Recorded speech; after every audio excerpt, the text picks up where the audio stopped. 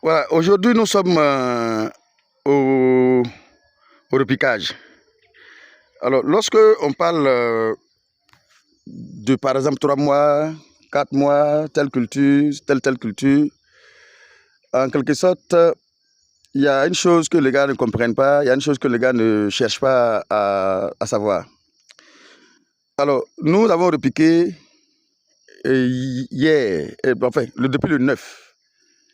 Hein, on a commencé le repiquage depuis le 9. En principe, pour tout bon maraîcher, il doit savoir une chose, que la plante a ses besoins physiologiques qu'on doit donner à cette plante-là. Donc, du coup, lorsque vous faites vos repiquages, vous marquez la date à laquelle vous avez fait vos repiquages. Dans un premier temps, la terre va commencer à nourrir votre plante correctement. Mais puisque, je veux dire, si vous laissez la terre nourrir votre plante, ça forcément va avoir des pommes. Je suis d'accord avec ça. Mais puisque vous ne voulez pas attendre à ce que la terre donne ce qu'elle veut, vous allez faire ce qu'on appelle l'itinéraire technique. Moi, ici, je suis dans mon chou. J'ai commencé mon chou. Qu'est-ce que je vais faire? Le 9, depuis le 9 que j'ai repiqué, j'ai commencé le repiquage, j'ai marqué cela. 15 jours après, je dois mettre de l'engrais. Moi, souvent, je dilue et puis je mets un engrais liquide pour que ça puisse booster rapidement la croissance de la plante. Donc, après 15 jours, le 15e jour après, je dois mettre de l'engrais granulé. Et du coup, ça va permettre encore à la plante de prendre de se relancer. Ensuite, je marque encore 15 jours après, je dois forcément, bon, non, pas 15 jours après, je vais attendre maintenant à ce que je vois les pommes apparaître. Quand les pommes vont commencer à apparaître, il faut que maintenant je commence aussi à penser à mettre de l'engrais pour booster les pommes, pour booster la forme des pommes. Du coup, si vous ne respectez pas cet itinéraire-là, vous allez penser que le fait que j'ai planté, j'ai récolté ça en 3 mois. C'est pratiquement 5 mois après que vous allez récolter. Ce n'est pas forcément les 3 mois que vous allez récolter, c'est 5 mois après que vous allez récolter. Mais n'oubliez pas aussi une chose. Il y a aussi au niveau du traitement foliaire, du traitement air. Parce que du coup, vous allez donner, vous allez donner aux racines la quantité, ou bien les quantités de, je dirais plutôt, d'éléments qu'il faut aux racines pour se nourrir correctement, pour nourrir la plante correctement.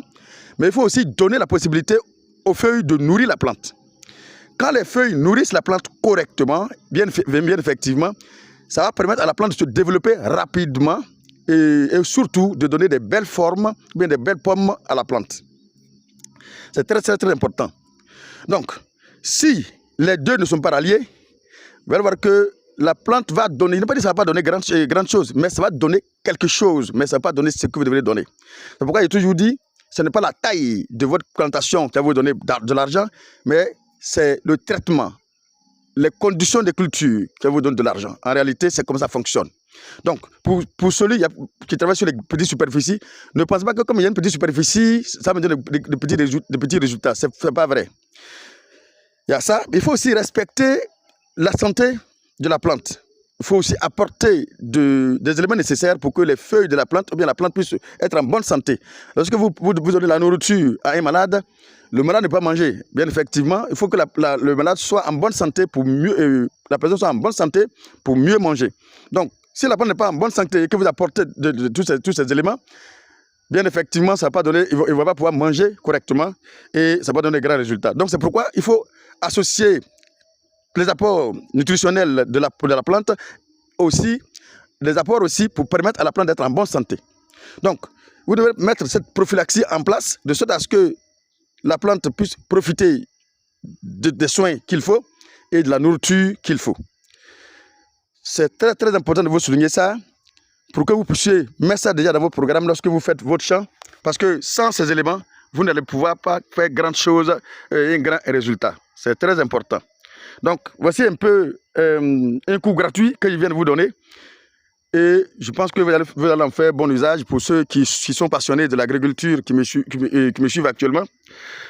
Donc, je pense que vous allez faire bon usage. Il faut comprendre une chose, la plante n'est que rentable que lorsqu'elle est dans les meilleures conditions de vie. Et il n'y a que ça. À part ça, il n'y a pas grand chose. Voilà, c'est une petite vidéo pour vous. Et à bientôt pour une autre vidéo.